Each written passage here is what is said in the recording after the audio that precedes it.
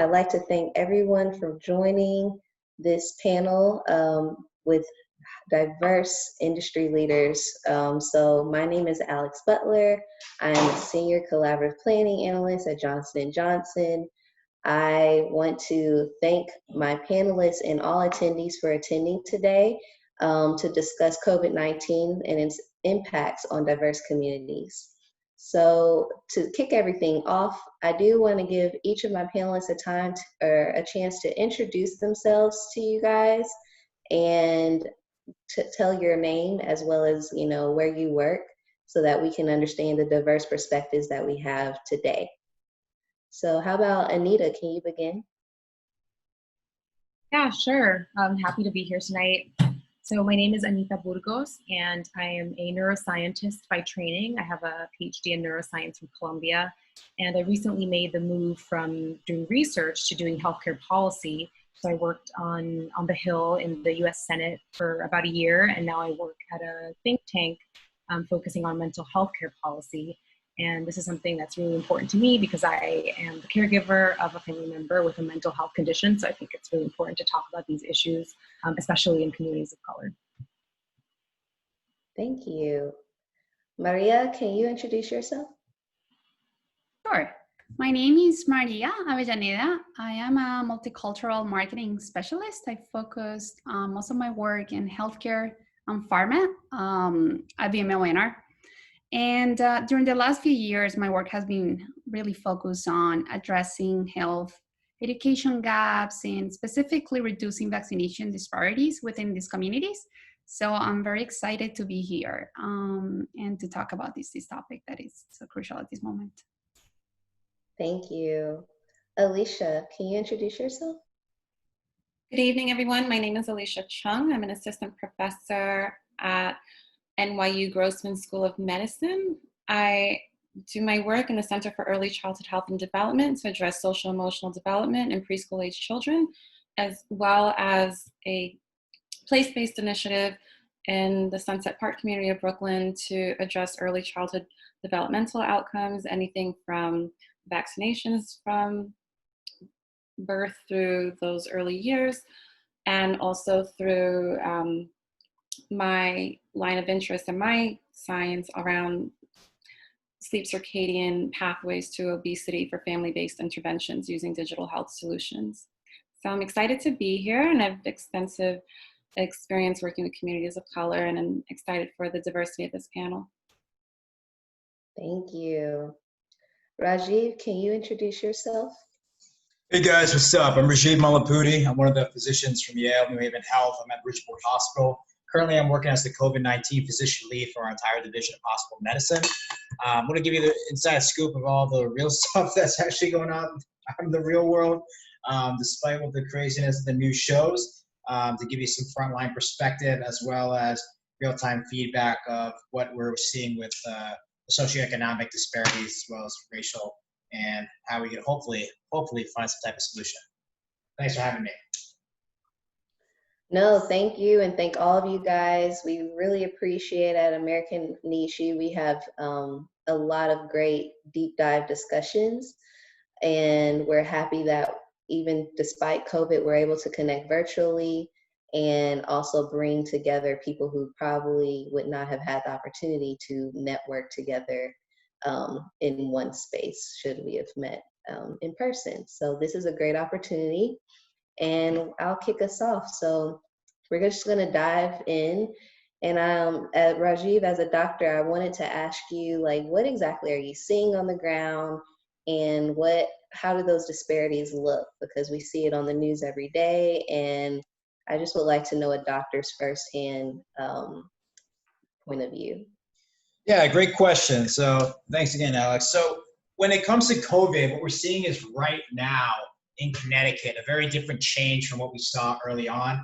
In March and April, it became this rapid growth where we went from, and I'll never forget it, it's March 23rd, I was on the floor and I saw my first COVID patient. I was scared shitless. And my boss says to me, hey, we'd really like to have you on for the rest of the week. Of course, I'm terrified because I don't know what the hell I'm getting into.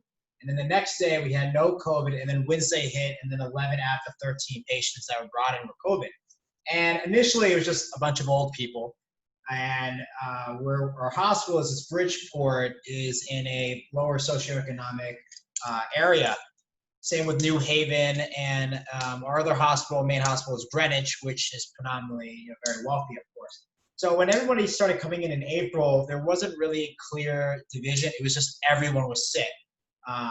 Wealthy people. We even had our board of trustees members there. We've had people from homeless people come in, and it was every shape and person and race that you could possibly imagine. What we started to see, though, is towards the end of April, when we went from no cases to 170 in our hospital alone and 6 ICUs, is that the ones that start to linger were on the lower socioeconomic level. And the real issue was the only color that COVID really cares about from this standpoint is really green, is if you have money. And what I mean by that is the privilege that people have when it comes to COVID-19 and the pandemic is what we're doing now. We have this privilege to have this wonderful conversation virtually. Unfortunately, when it comes to COVID-19, you realize that social distancing is just that. It's a wonderful privilege that you may have. A lot of our poor patients, unfortunately, when they have COVID, it became an awful scenario when we spoke with them of, so where do I go from here?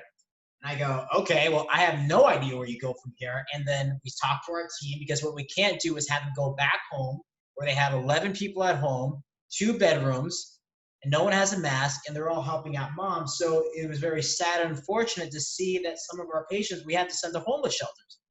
And then the homeless shelters became only COVID-19 homeless shelters. And the nursing homes became only nursing homes of COVID-19. So this ability to separate, which is how we are slowing the disease, this virus, is not something that most people can do. Now, when it came to how to treat patients from the medical perspective, this is me and most doctors, 99.99% of doctors. We don't care what your insurance is, what your race is. We're just here to help you out. We want to do what the best medicine is. Early on, I would say in April, when we really hit that peak, there is a lot of mistrust, unfortunately, from the patients as a whole, of what's out there, what works and what doesn't.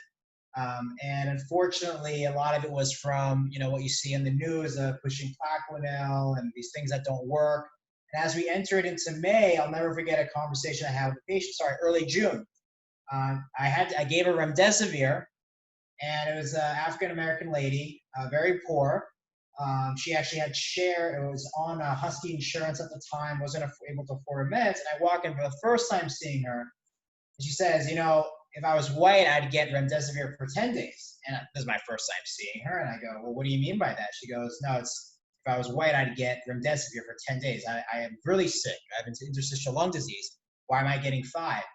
And then this is the difficult conversation I had to have with her, which is, there is unfortunately mistrust with the system from lower socioeconomic groups or even different communities of race, because of this perception that things are being divvied up differently. Like one group is getting some medicine for longer than the other. But the reality is, just like we had a conversation with ventilators, the only way people are getting remdesivir at that time was from a government emergency release of these medications. And it was everybody gets 5 if you hit certain criteria. And it was really a difficult conversation. And I noticed that some of my other colleagues were having these similar conversations with people from Bridgeport, which is they thought at the time that they were being treated differently. And the interesting was, at the bed next to her, not the bed next to her, the room next to her, I said, just so you know, we have a multimillionaire next door who's also getting 5 days. And she kind of scoffed. And the nurse in the room with me, who also happens to be Black, said to me at the time when we left, she's like, I wish people understood. But the problem is there seems to be sometimes mistrust. How do we build that trust? That's a wide issue, and that we're seeing politically that I can't answer. The only thing I can provide as a physician, the only thing I can promise to the people I care about, is give them the facts and treat everyone compassionate. And the only thing I can provide to my patients is when they leave, hopefully they could find a solution, encourage them to distance as much as possible. Because me as one doctor, I'm very limited. I'm one cog in this massive system. However, working together, hopefully we can find ways to have greater trust with the healthcare system or politics in general and other doctors. And just what I can do in my hand is educate people as much as possible of the medicines that are out there and who's eligible for it. Really treat everyone compassionately. And I'm hoping from this conversation, as we open up for questions and whatnot, I'll be able to answer a little bit more of what I'm seeing and maybe some confusion on what's out there.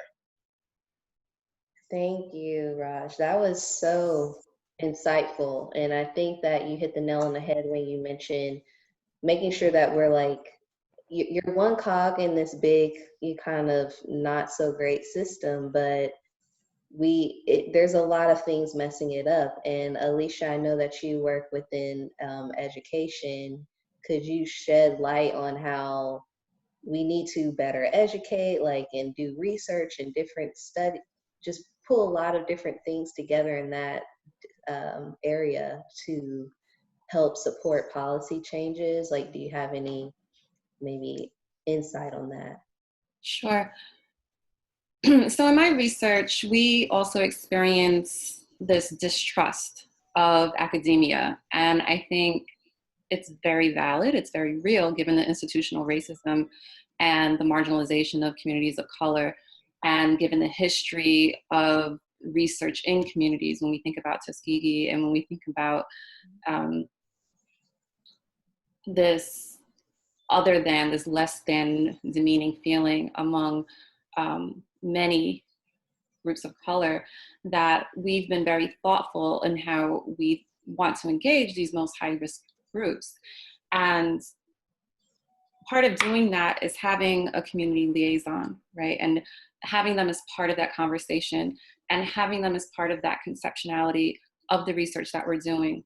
So for instance, a study that I worked on that was funded by Merck to actually fulfill a task to engage more people of color in their research, because if we're not a part of the studies that are predominantly white, we're not a part of the solution. And if we're not a part of the data that's there, it doesn't necessarily address any of the diseases that are more prevalent in our community, such as sickle cell.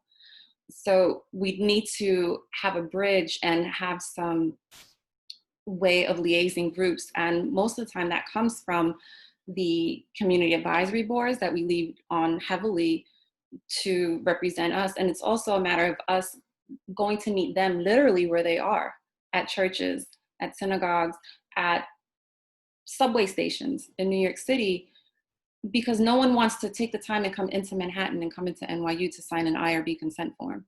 So it's a lot of humility in our stance and where we sit in privilege to really bring ourselves to the population that we're looking to support in those ways. And it's about rethinking the models and how we typically engage in research or in interventions or community engaged research to bring their voices and elevate their voices to the table.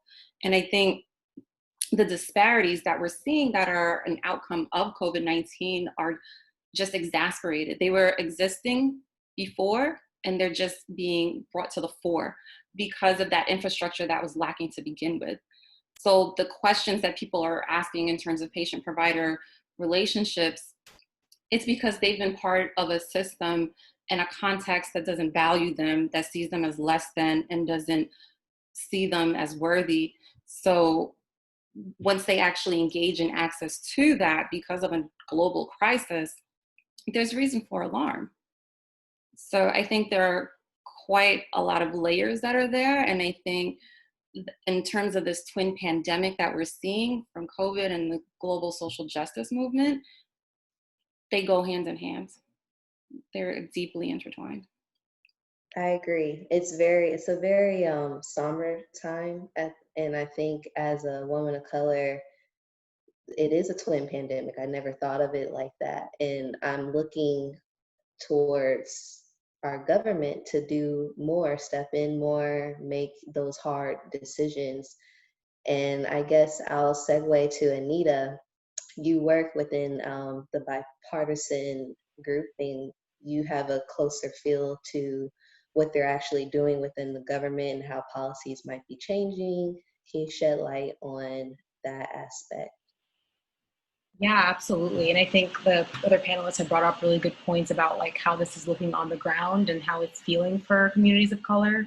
And I think the government is kind of more focused right now on like short term. They have a very kind of short term view. And so it's like, you know, providing funding to hospitals and making sure people are getting paychecks and that sort of thing. But I think it's really important to also think about long term solutions.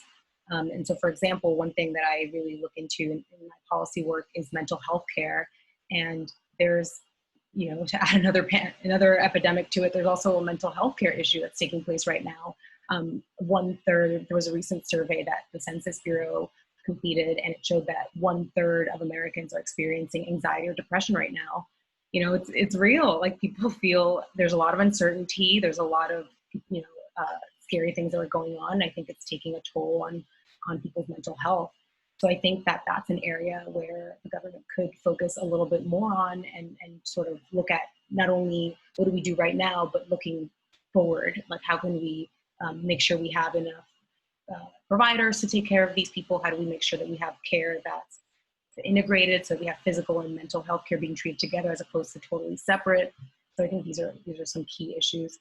And to kind of get into some of the things that Raj and Alicia got into, we really are talking about also culturally competent care, as they say. And so that's something that's really important, kind of understanding, meeting people where they are when they see a healthcare provider, trying to understand where that, as a healthcare provider, trying to understand that other person's experience, you know, why might there be the level of distrust there, and how can we sort of connect that person with care or sort of inform that person so that they can understand why medical decisions are being made, I think is really key. So cultural competency is another thing that within the healthcare space we're really thinking about and trying to move forward a little bit.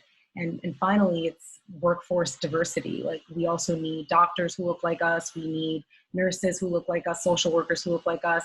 So that will help, right? Because there will already be a baseline understanding there. And I've seen it, at least in the mental health care space. My mother has a mental health care condition, and I serve as her primary caregiver. And I see when she has, you know, her Latina doctors, which she has right now, like that makes a world of a difference. And there's so much trust and mutual respect there.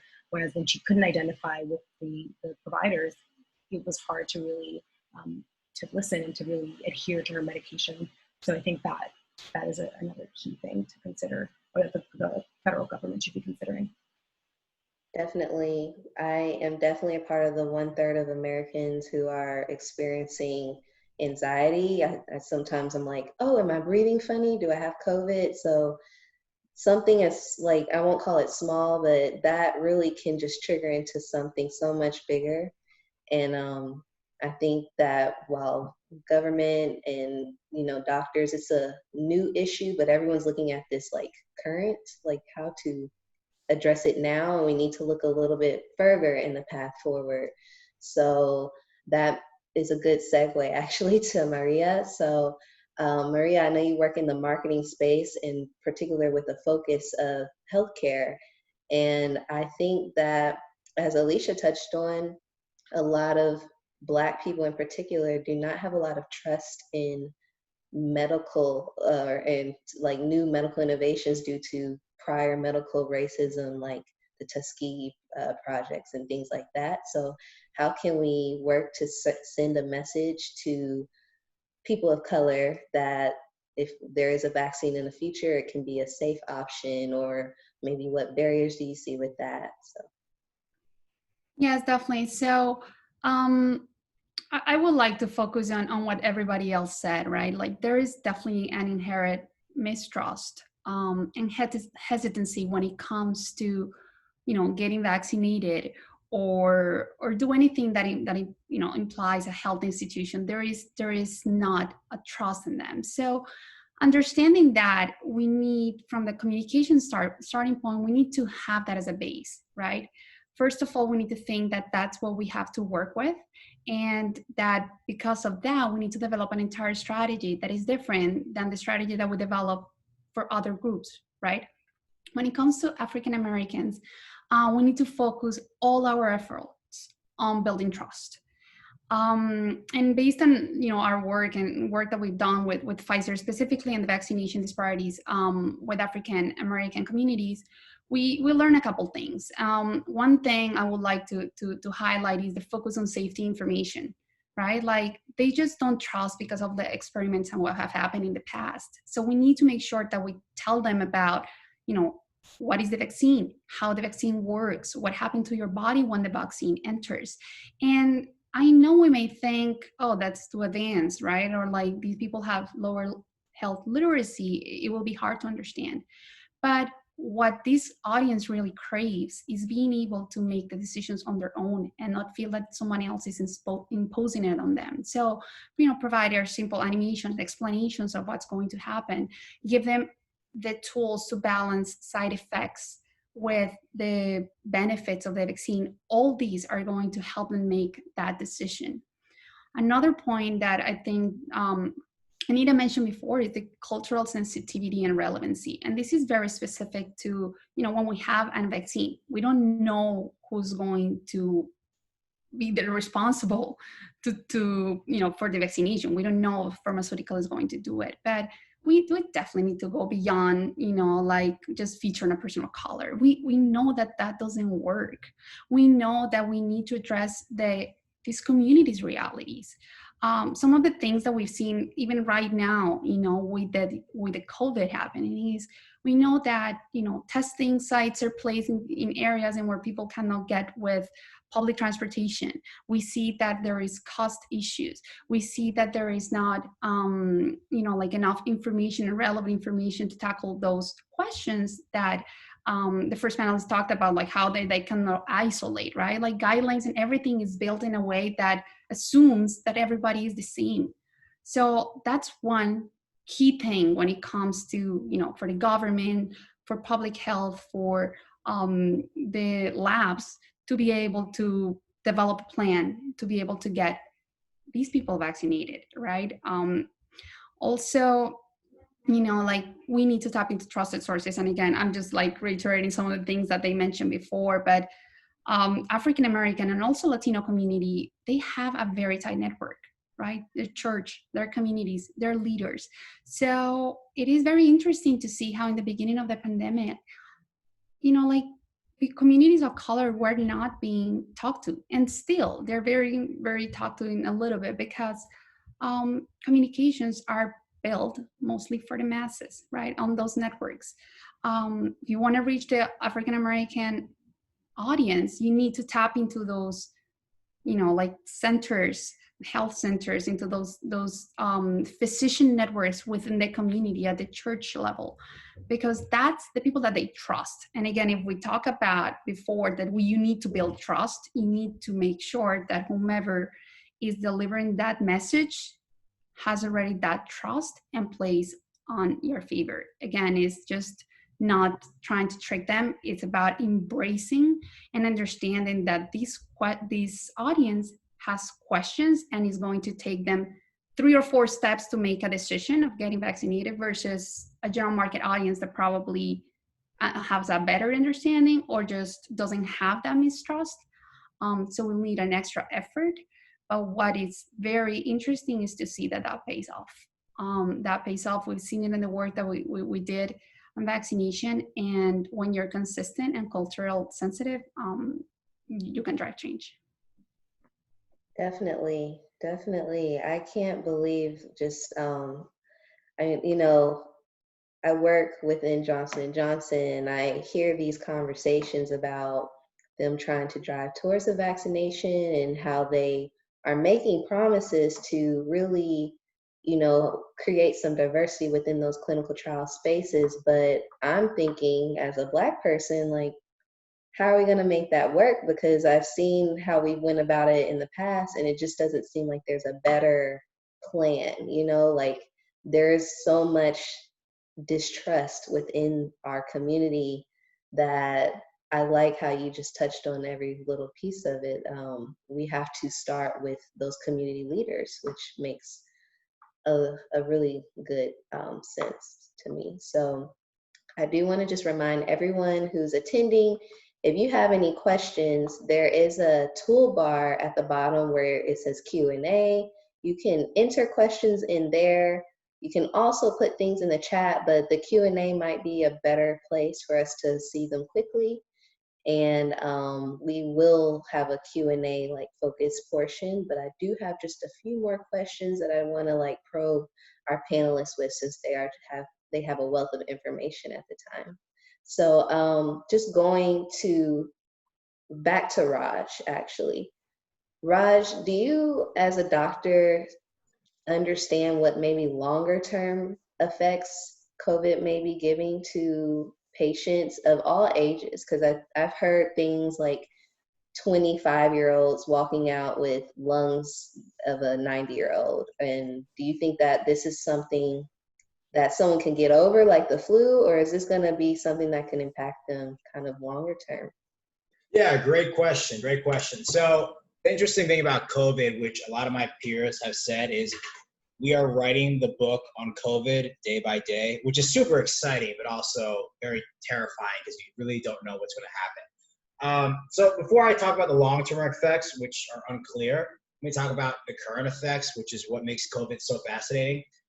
Recently, there was a article published in July 15th by one of my colleagues who actually I trained at, who was a resident. It was on factors associated with death in critically ill patients with coronavirus in 2019 in the USA. And this was a big JAMA article. JAMA is one of those huge medical journals like New England Journal of Medicine. And what they're looking at characteristics. So before we talk about long-term effects, we need to talk about like who's going to get it.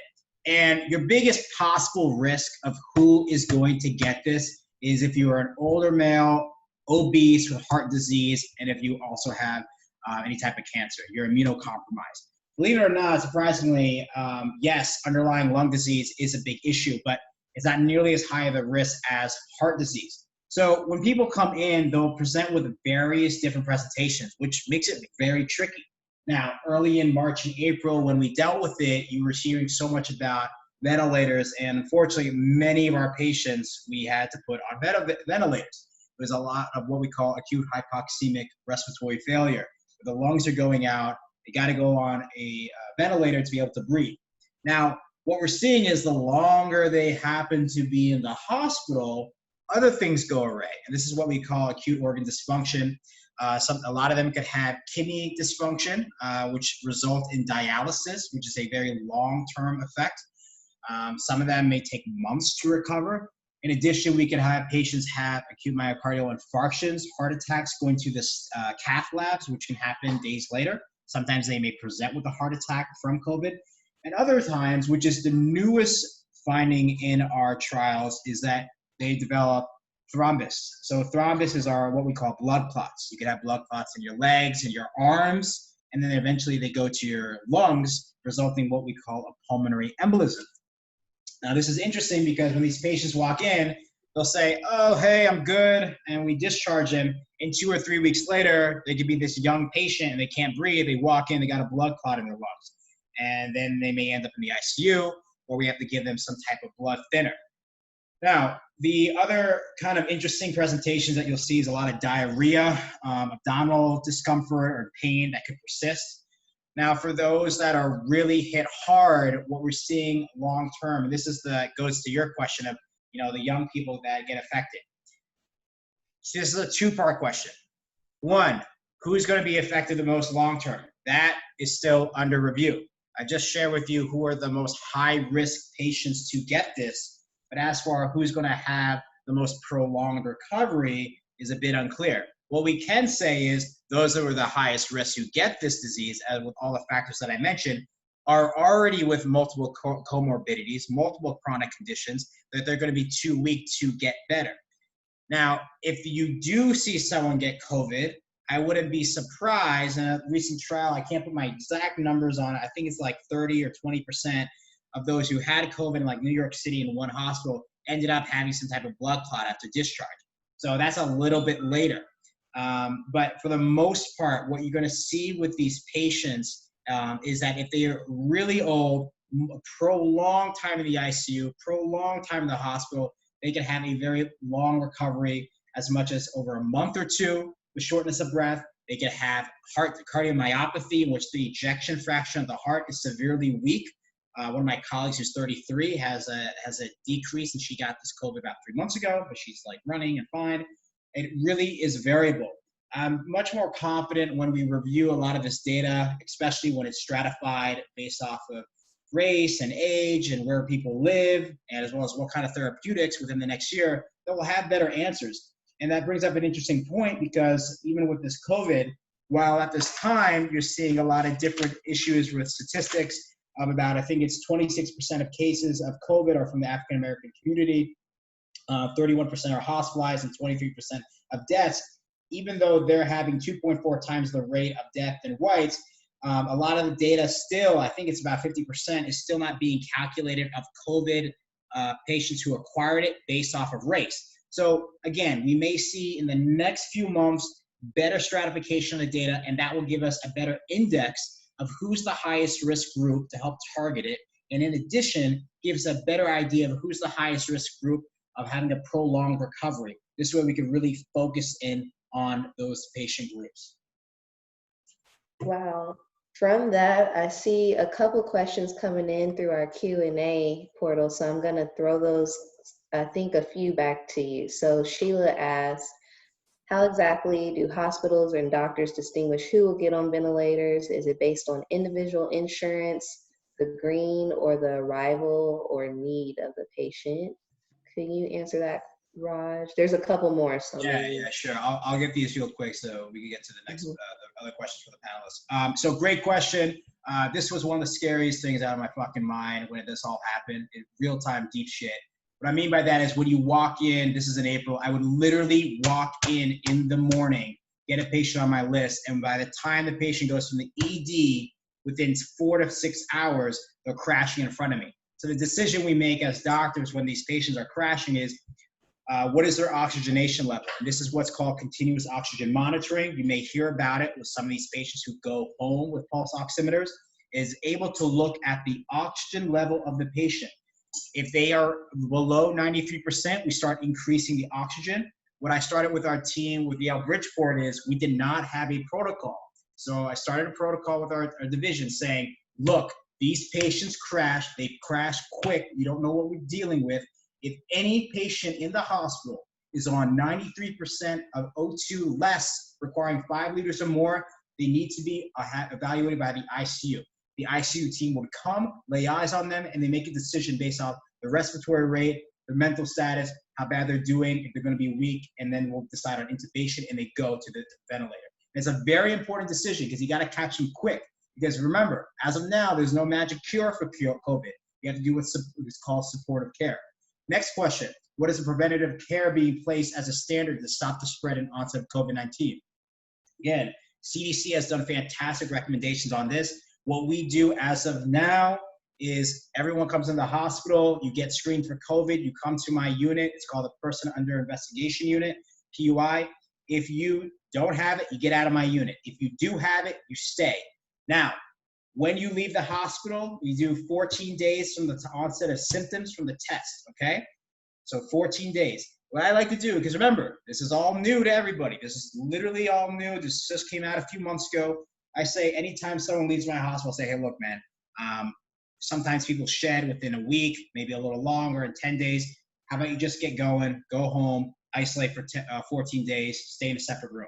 Again, to answer the earlier question, for many people, this is extremely difficult for the lower socioeconomic groups where they can't do that. So they'll wear a mask, or sometimes they just go to a hotel or they go to a YMCA and they just sit on a cot for 2 weeks. Very difficult. And I think the last one, what could be the compact disparity? Okay, I'll let this go to the next group. Okay, yeah.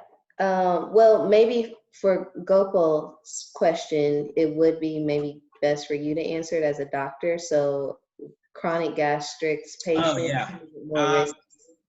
Chronic gastric, but I actually haven't come across that as an issue so far. No, good for GERD patients, heartburn. No, I haven't seen a relationship with this at all yet. Our biggest concerns are immunocompromised cancer patients, cancer patients, those with cardiac disease, again, underlying COPD.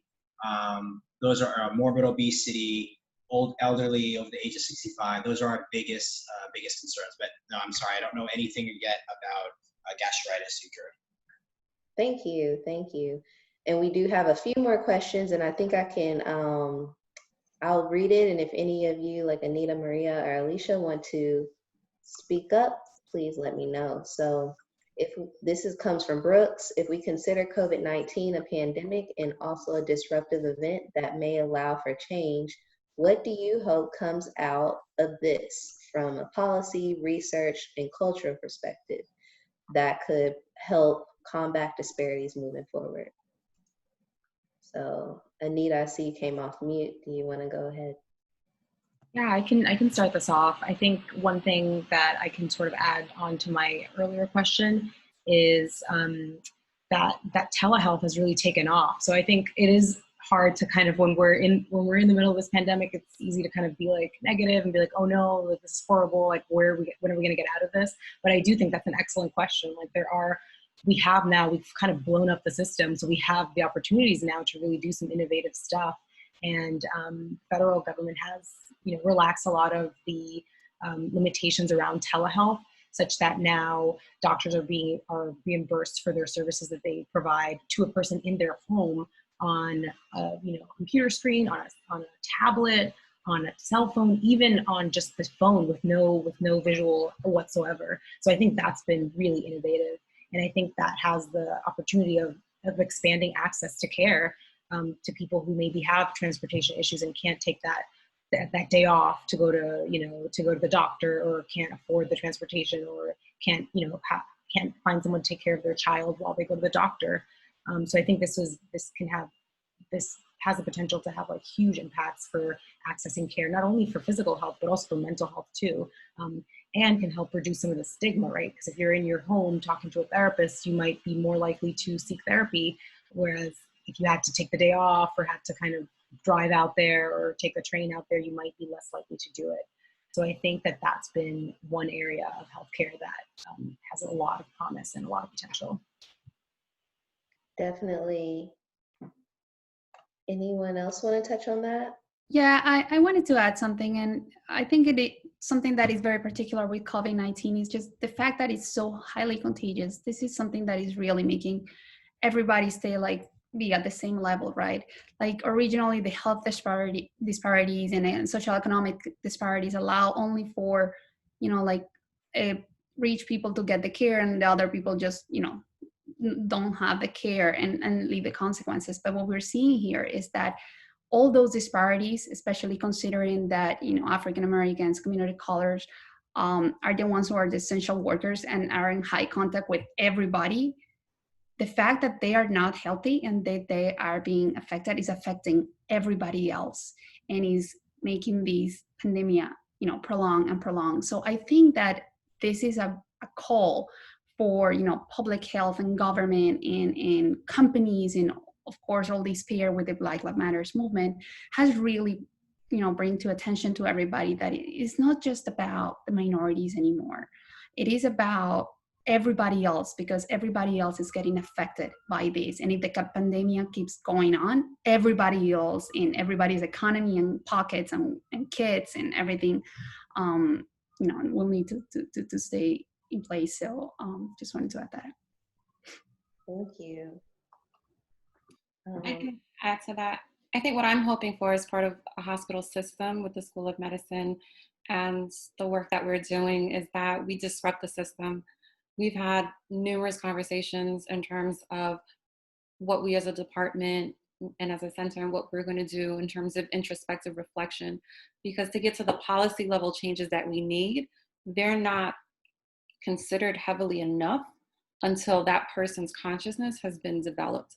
And that takes the readings and those experiences and those conversations, and it takes some undoing of belief systems and constructs that have been deeply embedded in people's mindsets, and that in order for those policies to be well recognized and received to bridge health equity, that it has to happen intrapersonally through interpersonal dialogue, as well as the own work that person is doing, so that we can see systemic change and allow for access and equity points to bridge the research practice divide. Definitely.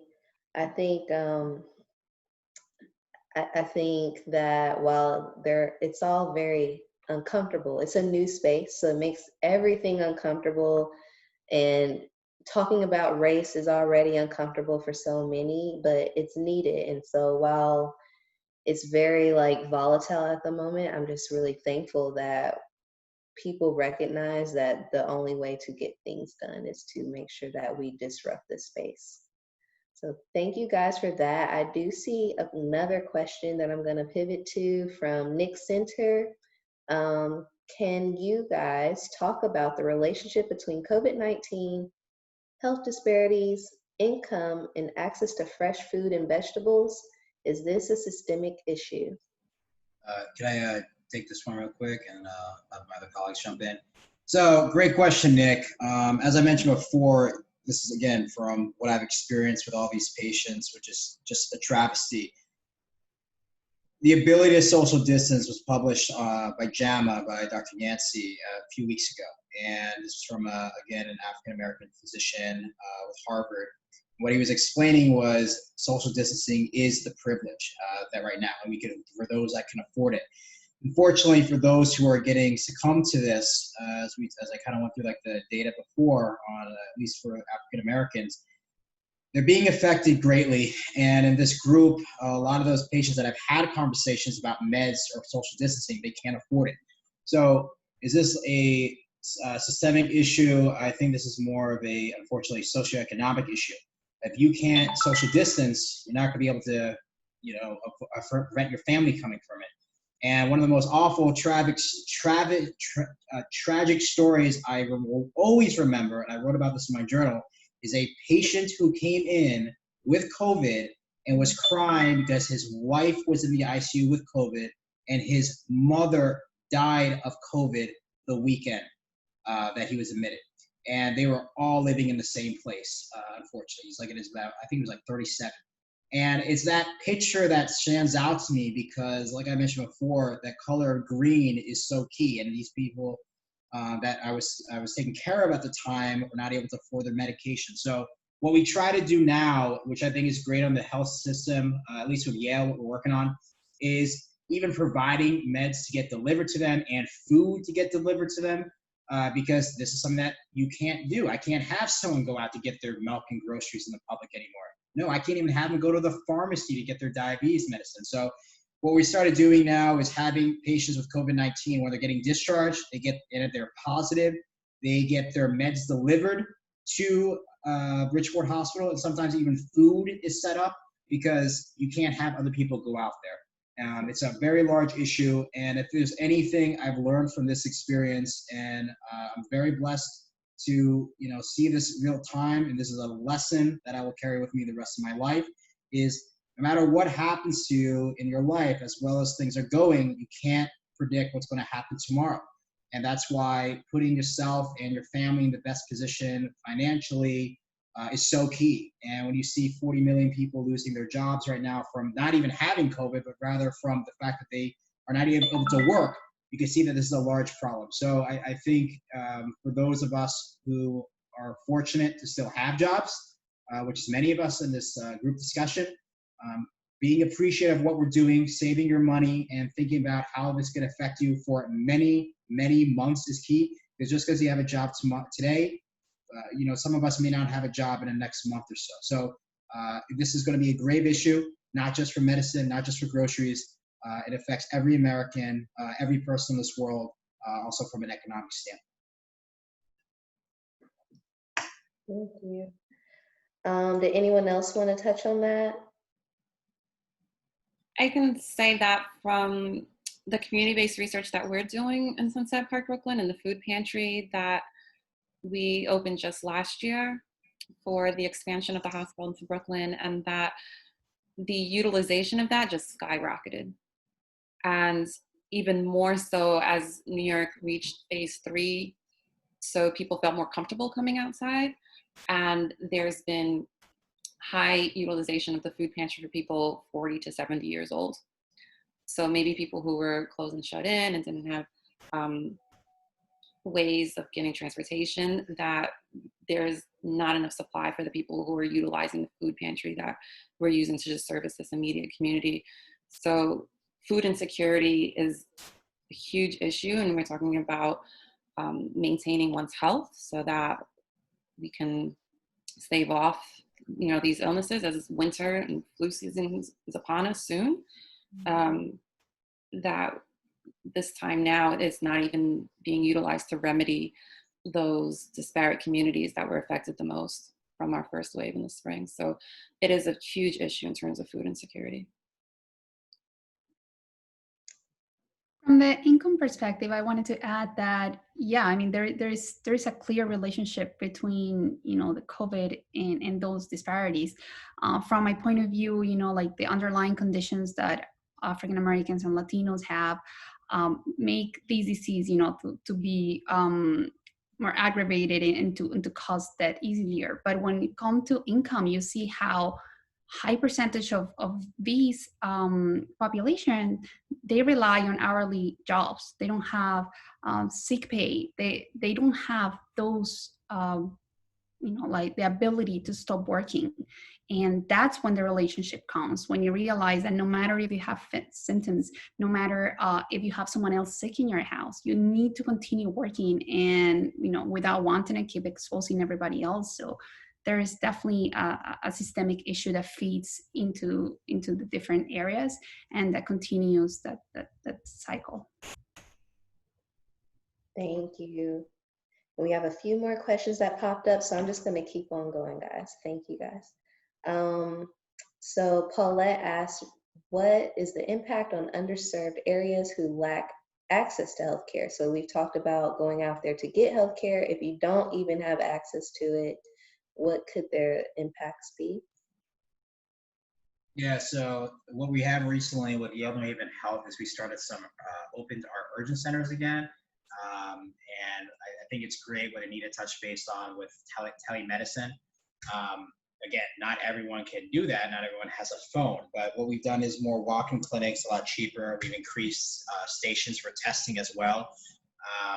Again, if you do not have a doctor, especially between the months of March, April, May, and of course now even entering into August, becomes even more difficult because no doctor at the time was even going to see any patients. So again, it really became the lower populations socioeconomically and the homeless being affected from it. The best thing, and again, I yell at my brother for it. He doesn't have insurance. He makes six figures. He's an absolute idiot when I talk to him about this. The best thing you could possibly do is take ownership of the situation in this horrible, horrible crisis and say, how can I make sure this never possibly happens to me again? Get your insurance, save your money, see if you can social distance. And the sad thing is not everyone can do this. This is the reality of the world, and I see it every day, and it's tragic. But I want to help everybody, but not everyone can help themselves in the same way. It's sad. You look at the country of Bangladesh. Out of their millions of people there, they have only 400 ventilators that they could work on. As you can see, that math doesn't even make sense because we had 170 patients at Bridgeport Hospital, and we had 6 ICUs that we made, including a tent. So more than anything from the situation is when you look at your access and the access of others, these resources are going to get more and more strained. I'd love for everyone to be helped, and hopefully we can find cheaper solutions. But what I urge anyone to take away from this is, as awful as this is, and as much as we work together to find some solutions, is take a moment to recognize how blessed you are, to whether you have a job still, or you have a home still, or if you're not behind on your rent, to realize, thank God I'm not in a situation as bad as that, because it could change all again next week or tomorrow. So I think that's the biggest takeaway as we try to help everyone else. We have to help ourselves first, because it's going to be a long one. It's going to be a long, long year. I promise you that. Definitely.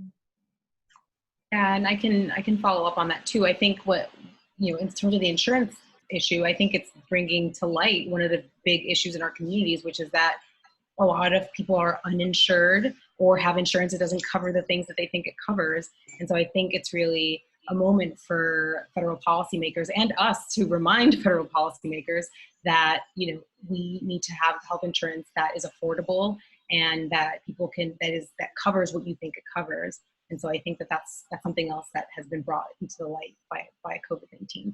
And one other thing is that people's insurance is often linked to whether or not they're employed. So if you lose your job, you're going to lose your insurance as well. And so I think, again, that's another kind of big issue that we need to really think hard about in this country.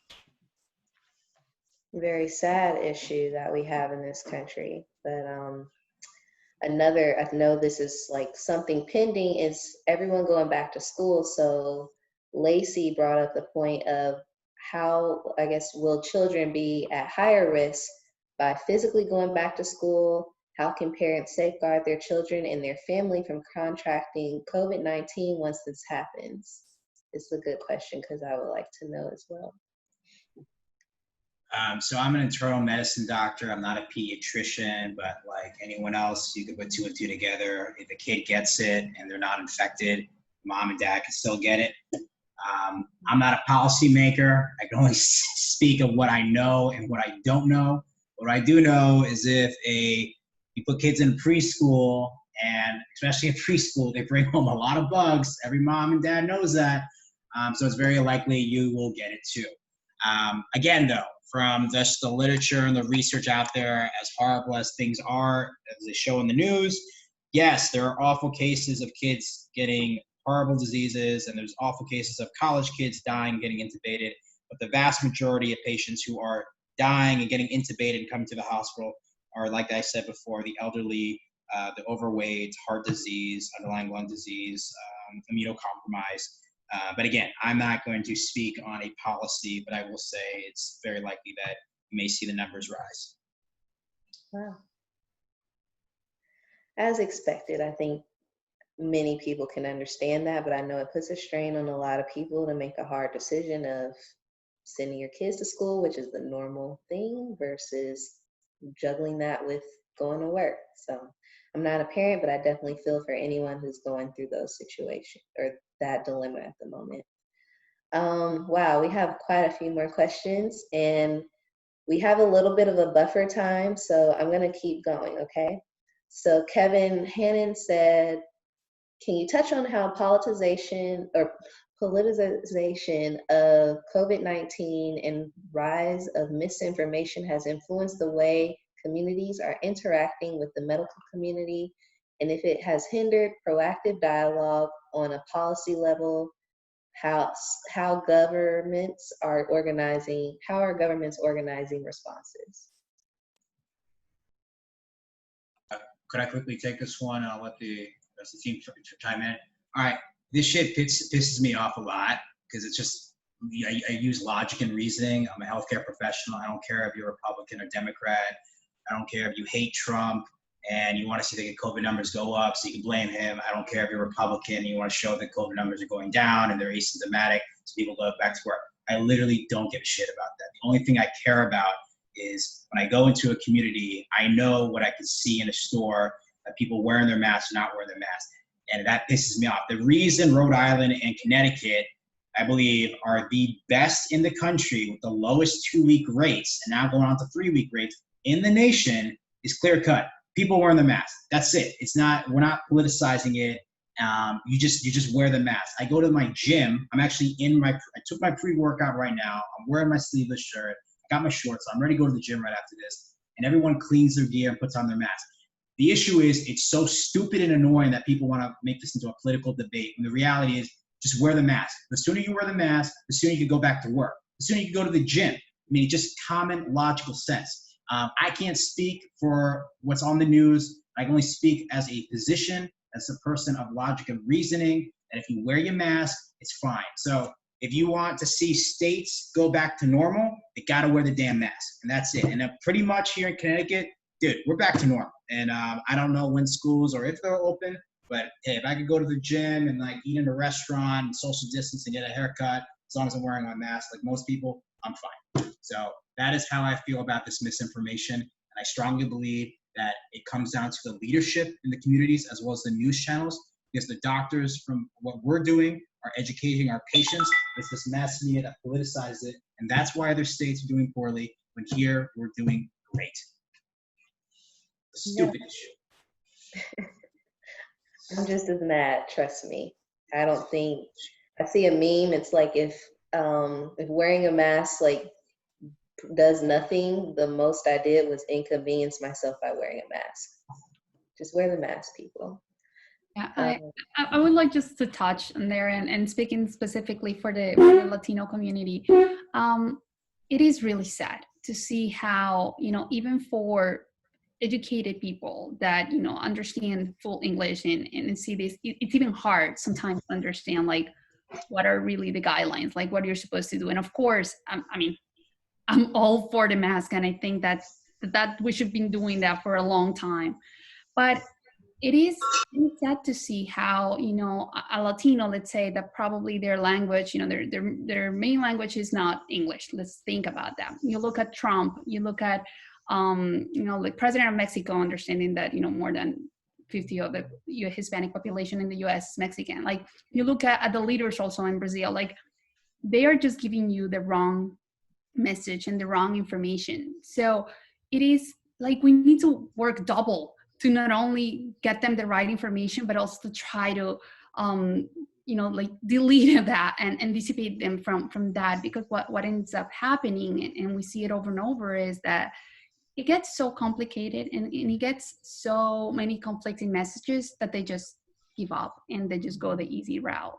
And yeah, I'm fully agreeing. I mean, there's really a need for leadership, but I wanted to, call out that sometimes it's not even being stubborn. It's also really lack of understanding, first, what I should be doing, and second, why. I don't know if you all have noticed, but also, a lot of people are wearing the mask. Sometimes they're leaving their nose out, right? So, like that doesn't really do much. So it's also very important to make sure that people understand what they need to do and why they need to do it, to definitely get somewhere.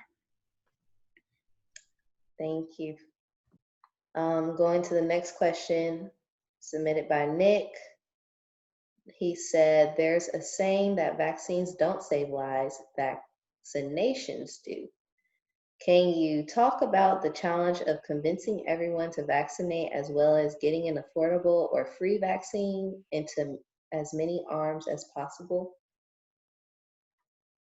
I can speak to that in terms of, that's one of the projects that we're working on is pediatric vaccines, but I also think the misnomer around vaccines started quite some time ago when it was positions out there to be linked with autism, when actually the physician that put that out there in the Lancet actually lost his license because it wasn't rooted in science. And I think there's a basic understanding or lack thereof of understanding of what epidemiology is, right? So if it rains and you see umbrellas, the rain didn't cause the presence of the umbrellas. They just happen to appear. So children who get vaccines and have autism, there's no causality, right? So I think there's people on the extremists on both ends who are fighting because of big government or fighting because they just don't want to conform. But essentially that herd immunity is a protective for everyone. And without having that, we end up in situations similar to what we're experiencing now. So there's a lot of emotion behind it, where a lot of moms are advocating and going up to Albany and trying to advocate for it. But essentially getting through that belief system of someone takes several conversations of convincing. So even when this new vaccine does become available, and will probably be the only level of permissibility of pre-COVID living, there's going to be an extreme level of skepticism, which goes back to the beginning part of trust. And there's even mention that it's going to have a chip connected to it so people can track you. Even if you travel to other countries, they track you because you've entered their country now if you're traveling. And we're going to have to embrace that when that comes. So I think even before we get to the access point for it, there's a level of just understanding on the significance of it for why we should have the vaccine to begin with. And then in terms of the access points for that, hopefully what we're going through now, that there wouldn't be a level of convincing at the policy level to enable free access to that to begin with, so that we could put that herd immunity in place and would it experience a pandemic level where there are such inequities that subgroups aren't getting the basic needs, the human right needs that they're supposed to get. So again, it's really very much interconnected in terms of the twin pandemics. We're experiencing it because they're all interrelated in terms of the health disparities and the health inequities that we're seeing. Definitely. I wonder and worry a little bit about how pharmaceutical companies will disperse vaccinations, as well as making sure they're affordable, because this is a world pandemic, and the truth is we're one of the most wealthy countries in the world, and I wonder how those who aren't are going to be able to continue to thrive, because at the end of the day, they're still part of this puzzle, and we need them to, be healthy as well, or we did not solve the problem. So I'm looking at the questions. I see a comment more so from Paulette. She says, I think regarding a previous response, this is why the Affordable Care Act is imperative. It gives the uninsured access to affordable health care. And then I see a question, or maybe Kunda said, I don't know that telling people to wear just your mask and then things go back to normal. There's a great deal in between the lines of that statement. And I guess I can maybe build on that, because I have a question. To me, like at first we got information saying wear a certain kind of mask, and like the N95s was the top quality mask. And then you started seeing people making their own so that they didn't take away the supply from doctors and other people who were in the front lines of COVID-19. So I often wonder, like, does my little cloth mask made in a cute little material protect me the way that a medical mask that's blue or the N95 mask would protect me? Because in my head, I'm like, I don't know the size of the coronavirus, but I've worked with on the nanoscale within like different biology aspects in the past, and I just can't imagine cloth preventing the transmission of some of those, like coronavirus. So I feel like that's also maybe a reason why a lot of people kind of are so combative about wearing a mask, because they feel like, oh, it's not even going to do anything to help prevent. If you guys have any information in regards to that, maybe you can help educate me, because that's something I often think about. Yeah, great question. So the N95 in the healthcare field, and we're seeing patients up close and personal, especially when they're coughing on us, they're to help us reduce the exposure. What I mean by that is we are not breathing in the particles. So they're N95. There's also P100s, which are these big, huge masks. You could Google them. They almost look like you're like a soldier in like a video game. But it's to reduce the us breathing it in. Now, the surgical masks are a lot different, and you bring up a great point. Is this going to prevent me from getting coronavirus? Okay, not exactly. What it does is mostly reduce the spread. Okay, it's the spread. So let's say you have two people without a mask on, and you cough, then you could get it. This happens at parties or at for example, the children at preschool. Now, let's say one person has a mask on and they cough with the mask. Yes, you could still spread it, and it could go to the other person. Now, let's say you have the mask on, you cough, and then the person across from you has a mask on. And now the exposure to them is a little bit less. Can they get it? Yes, it's possible, but it's just reducing the spread from it. What would reduce it more is if both people had on an N95, of course, because now, I'll cough with my N95. I'm not transmitting the particles. You're not breathing them in. But of course, the problem is not everyone could have that. So, what we're seeing, at least, again, I can only speak for what I'm seeing here in the state of Connecticut at my hospital. life is kind of going back to a normalization where I am, with restaurants opening, gyms opening. I even got a massage 2 days ago, which is crazy. Like, things are kind of returning back to normality because people are agreeing to wear the mask because it's reducing your ability to pass it on to the next person. If you do have an N95, then that's great. Now you're reducing your ability to breathe it in. But the key of the mask is reducing the ability to pass on the particles to someone else. So that's why, Alex, using even a bandana, it's really reducing it to your people around you, not necessarily reducing your risk to you, although it does a little bit of that, but not to the extent of an N95.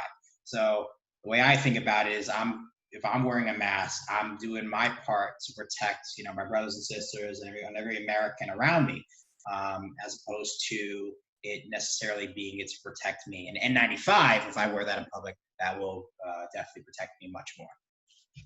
Yeah, we are, just to add to that, we're currently working on a PSA for the Hispanic community and about that, wearing a mask. And what the CDC guidelines say, like, as long as you have 2 or 3 layers, you are definitely helping stop the spread, right? And more important than that is you need to make sure that you cover your nose and mouth, and also that you wash it, because that's another thing that you see, right? People use it and later they leave it and later they touch both sides. So if it's a home mask, those are key things to consider.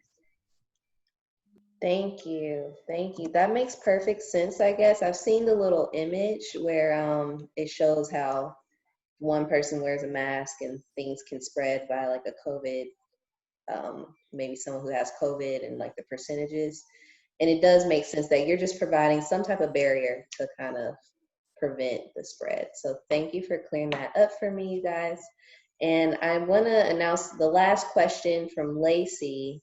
So she asked, how do you rectify / combat the issue / idea in the Black community that government and pharmaceutical companies are working together for profit and not for the greater good of the Black community or communities as a whole? Basically, how do you combat those that believe in keeping the immune system strong naturally, and that's it? Yeah, I can jump in here. I think this goes back to an earlier point about why it's important to have like culturally sensitive, culturally competent care. You need people who look like you telling you the facts, someone who you feel like you can trust, as opposed to like the government or the administration or whoever. So I think just having someone who you feel like you can relate to and trust tell you, this is why we think that this vaccine, for example, would help, or whatever, or this mask would help, so that there's a level of sort of mutual respect and mutual trust there. Yes, I would like to add to that.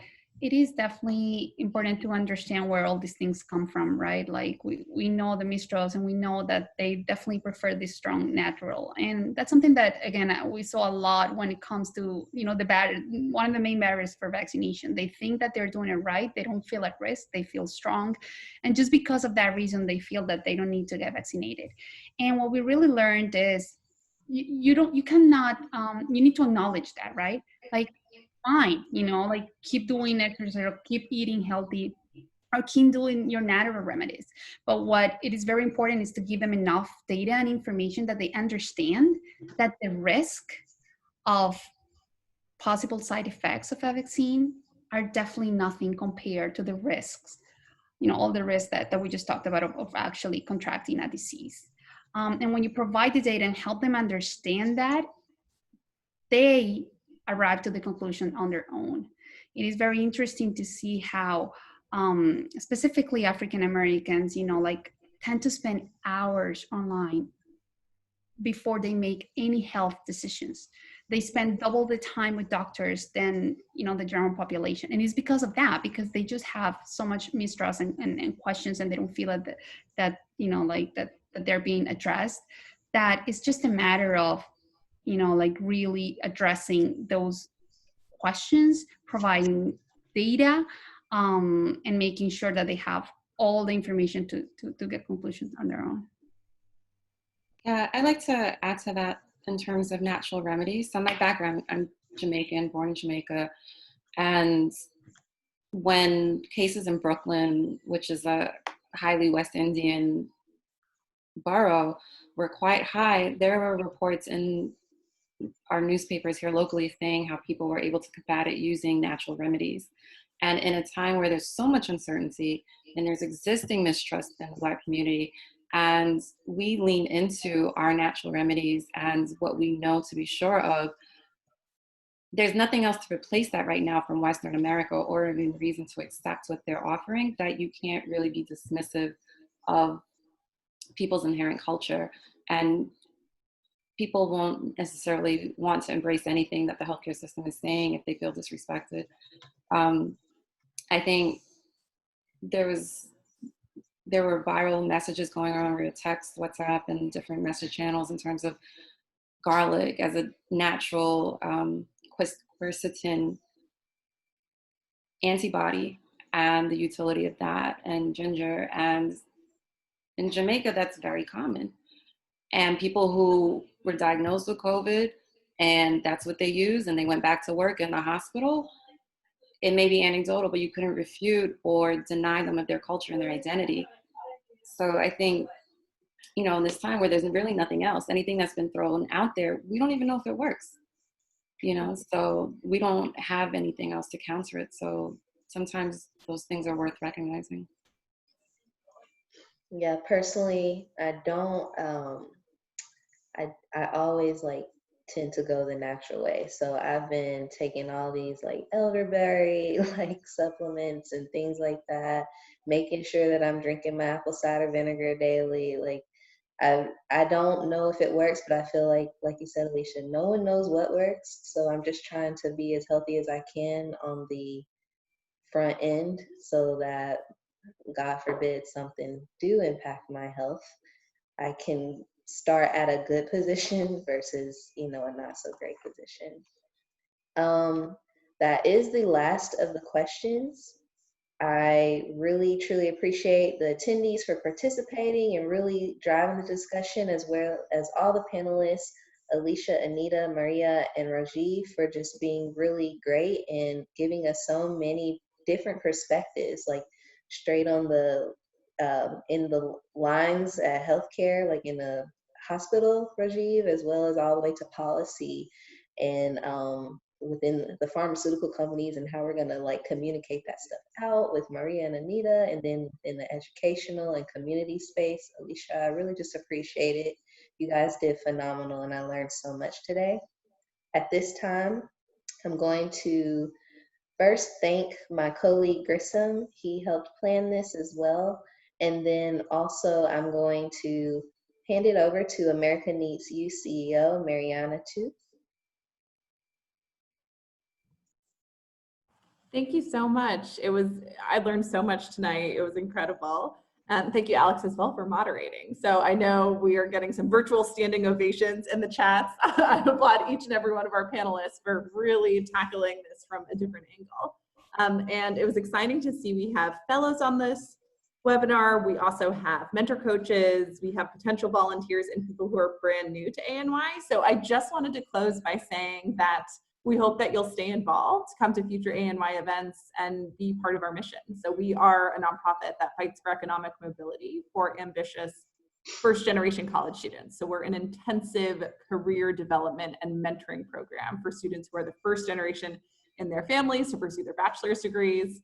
So amazing fellows, even on this webinar there. You can see kind of that determination, that drive. So we just want to invite everyone who's new to the group to click on the links that you'll get in the follow-up. Think about volunteering with us, think about mentoring, and definitely spread the word.